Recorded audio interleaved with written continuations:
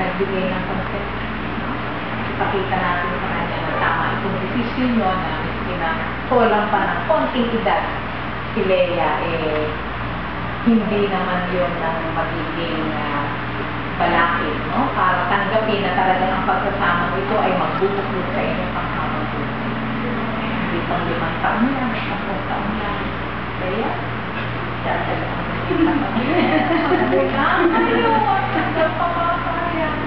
Kaya talagang dapat sigurado na kapapakasal. Ha? Ang sabi ng batas natin, ang mag-asawa kailangan magsama sa isang bahay, kailangan maging tapat sa bawat isa. Talagang sidayan naman, Reginald, bawal na. Noon pwede. I mean, kung gusto pwede pa, pero huwag mo na magpakasal sana. Pero pagkasal na, sana lang. Si Leia ganun din, si Reginald na lang. Number 3, huwag din magbubuhat ng kamay sa bawat isa. Ha? Kasi serious yung offense na yun pag ginawa ng mag-asawa at ang parusa ng batas mas mataas pag magkabiyak ang offender, ang gumawa nun. Number 4, kailangan din nagtutulungan at nagsusuportahan. Pareho kayo may trabaho na? Ay, graduate na. Tingnan mo, yun ang dahilan ng batas. Kaya hindi pwede 25. No, yung talaga yung isan, kung may trabaho na hindi pa stable. Although, siyempre, ang lalaki naman ang padre ng pamilya. So, huwag ka magkalala. Sabi ng batas, kailangan suportahan ka. Yan, kung hindi nagsuporta, case yan, kaso sa korte. Ha? So, handaan yung gampanan itong mga obligasyon na ito. Leia, kaya tanongin kita, ikaw ba ito sa aking harapan na malinaw ang kaisipan at buo ang halatunan para mapakasal? Sinalagan mo ba si Reginald de Silva bilang illegal na asawa? Handa kang ipagkalooban yung sarili sa kanya bilang kanyang kabiyak? Handa ka rin bang gampanan ang obligasyon na maging mapagmahal, matapat at masunurin mo lang? Ikaw naman, Reginald, pumunta ka rin ba sa aking hukuman, nagsigido at malinaw ang kaisipan para mapakasal? Tinatanggap mo ba si Leia Pineda bilang iyong nag-iisang legal na asawa? At handa ka rin ibigay ang iyong sarili sa kanya bilang kanyang kabiyak? Handa ka rin maggampanan ang obligasyon na maging mapagmahal, matapat at responsabling para sa pamilya. Magharap kayo, maghawak ng kamay. Sabihin mo itong sumpaan mo sa bawat isa. Tinatanggap kita bilang aking asawa sa harap ng Diyos at ng hukumang ito. Binibigay ko ang sarili sa iyo bilang kabiyak. May iisang puso, iisang kaluluwa, iisang pagkatao. Magmula sa araw na ito. Sa kaligayahan man o kalungkutan, sa kasaganaan o kahilugan,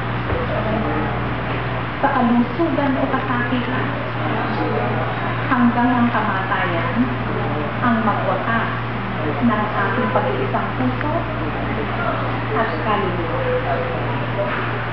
Pwede lang, may kasabihin ka.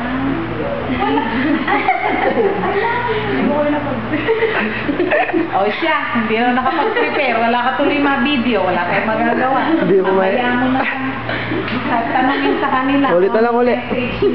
Ulit. Sige, hindi man namin marinig. Sigurado naman bigay kayo ng mga pangako sa bawat isa. Tuparin nyo na. Kung panalangin namin, matuparin nyo yan. Ang singsing, ang simbolo ng pagmamahalan ng magkabiyak, sa kaliwang daliri natin ilalagay kasi yung may connection sa puso. Kunin mo ito kay Leia una. Anong tawag kay Leia? Ilit mo pa doon. Mahal. Mahal. Baby, mahal. Isuot mo ang singsing na ito bilang tanda ng aking pag-ibig at katapatan magpakailanman.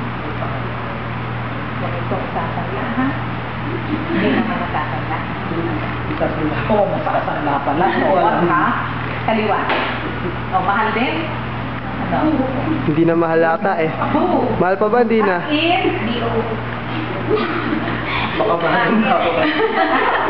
O, sige, Bu. Isuot mo ang singsing na ito bilang tanda ng aking pag-ibig at katapatan magpasawalan natin. Amen. Tumupo tayo. Tumupo tayo. Panginoon, magpasan niyo po si Reginald at si Leia at panatilihin ng mamahala ng Diyos.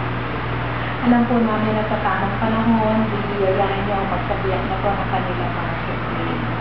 Ang dalangin po namin sana maayos silang palakihin at alugain ang kanilang mga sukli. At bigyan ng tamang patnubay na maging mabuting isip sa kanyang katulad ng kanilang mga magulang. Panginoon, ang hanap buhay po ng mag-asawang ito, lalo-lalo na ang kay Reginald ay aming dinudulog sa inyo. At ang dalangin namin sana ito ay magpatuloy, maging matatansa, para naman po ang kanilang pagsasama ay lagi mag-aangat sa lahat. At bigyan niyo po sila ng tamang direksyon at patnubay para magampanan nila ang tungkulin bilang magkasilan. So pagkatapos ng matiwasay na buhay, pagkalooban niyo po sila ng panghabang buhay na kapayapaan at kaligayahan, kasama ang kanilang mga nagpapahali. Amen.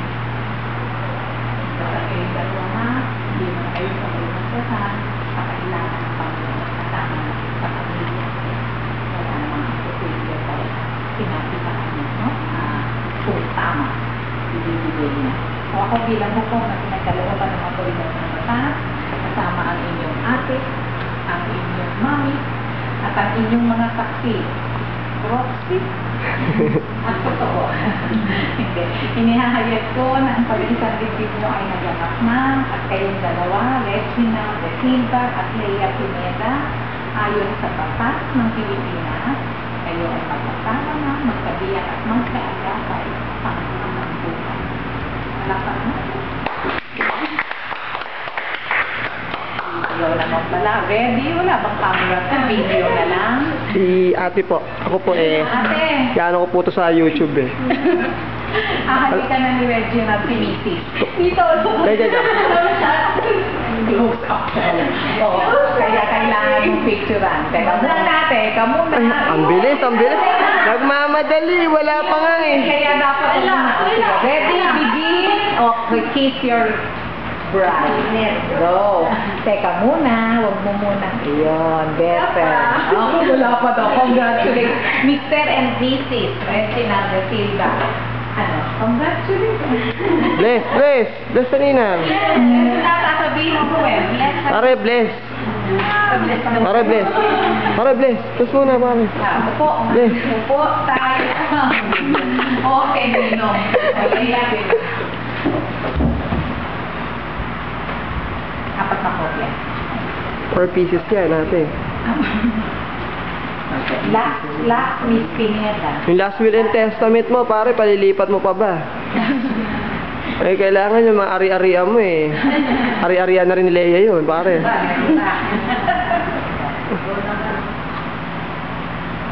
Marami tinatago.